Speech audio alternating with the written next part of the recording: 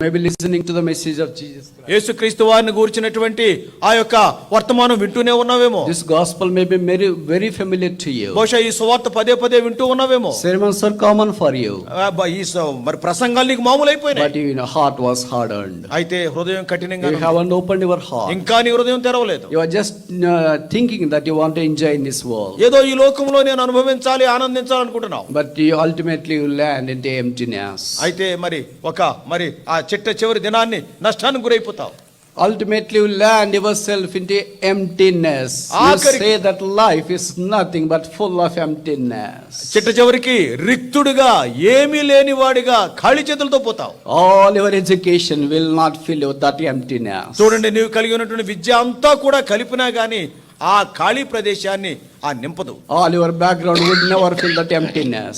నీ వెనుక చరిత్ర కూడా ఏమాత్రం కూడా నీలో ఉండేటువంటి ఆ శూన్యాన్ని నింపదు. All your popularity fame would not fill that emptiness. నీకుండే పేరు ప్రఖ్యాతులు ఆ శూన్యతను నింపలేవు. Only one person could fill that emptiness. ఒక ఆయన మాత్రమే ఆ శూన్య ప్రదేశాన్ని నింపగలడు. That is Jesus Christ. అది యేసుక్రీస్తు వారు. He is the hope for the hopeless. నిరీక్షణ లేని వారికి ఆయనే నిరీక్షణ. He is the helper for the helpless.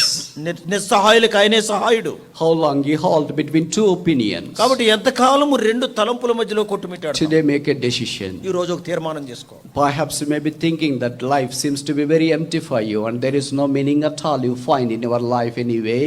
బహుశా ఈ దినాన్ని నా జీవితం శూన్యంగా ఉంది, నా జీవితానికి అర్థం లేదే అన్నట్టు నువ్వు అనుకుంటున్నావు. Why should I live? నేను ఎందుకు బ్రతకాలి? I am all alone. నేను ఒంటరిగున్నా. Somebody has cheated me. ఎవరో నన్ను మోసగించారు. I became helpless. నేను నిస్సహాయుడిగా I have no hope. నిరీక్షణ లేదు. I have no education. నాకు మరి విద్య ఉంది.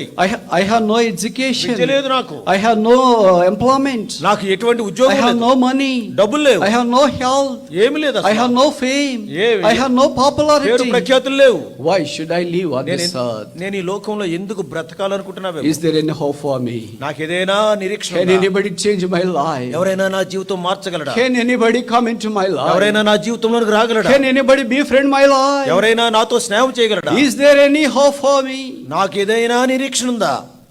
For such people there is a hope called Jesus Christ. అటువంటి వారికి నిరీక్షణ ఉన్నది. ఆ నిరీక్షణే యేసుక్రీస్తు. The Bible says Colossians 1:27, Christ in you the hope of glory. కొలొస్సే 1 అధ్యాయంలో ఉన్నది, మీలో ఉన్న క్రీస్తు ఆయన నిరీక్షణ ఆధారమై ఉన్నాడు. Some of you may be really frustrated and want to end your life. బహుశా మీలో కొంతమంది ఎంతో నిరాశ నిస్పృహలకు గురై జీవితాన్ని అంతమొందించుకోవాలనుకుంటున్నారేమో. Maybe you are listening to this message overseas. బహుశా విదేశాల్లో ఉండి ఈ వర్తమానం నువ్వు ఆన్లైన్ లో వింటున్నావేమో. You are all alone there. నువ్వు అక్కడ ఒంటరిగా ఉన్నావు. You have all you can ever think of. కాబట్టి ఏది కావాలో ఏది అక్కడ you have all the luxury. నీకు అన్ని వైభవాలు ఉన్నాయి. అన్ని కావాల్సిన you have all leisure time. నీకు అన్ని అనుకూలతలు, అన్ని వైభవాలు ఉన్నాయి. But you have no Lord in your heart. అయితే నీ హృదయంలో ప్రభువు లేడు. It became empty.